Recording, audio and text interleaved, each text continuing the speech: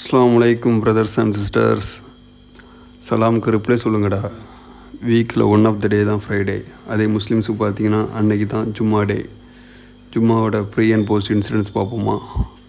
நம்ம படுத்த பெட்டில் உள்ள பெட்ஷீட்டை கறக்குன்னு மடக்கிட்டு, நெக்ஸ்ட்டு நம்ம டீத் நம்பரை வாஷ் பண்ணதுக்காக ப்ரஷ்ஷை எடுத்து கறக்குன்னு அதே ஃபோர்ஸில் க்ளீன் பண்ணிவிட்டு, நெக்ஸ்ட்டு ரொட்டீனான நம்ம 2 தோசையை உள்ளே விட்டுட்டு, நம்ம காற்று வாங்கிட்டு இருந்த கையிலேயே கலத்தி எரிஞ்சிட்டு, நம்ம காடி நம்பர் எடுத்துகிட்டு மாடு பிடிக்க போகிறோம்.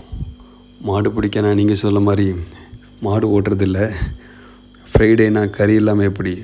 அதனால தான் பீஃப் வாங்க போகிறோம். காடியில் போய் பீஃபை வாங்கிட்டு, காடியை கொஞ்ச நேரம் கேட்டுக்கு வெளியே நின்றுடான்னு சொல்லி காடியை வெளியே விட்டுட்டு பீஃபை சமைக்க போகிறோம்.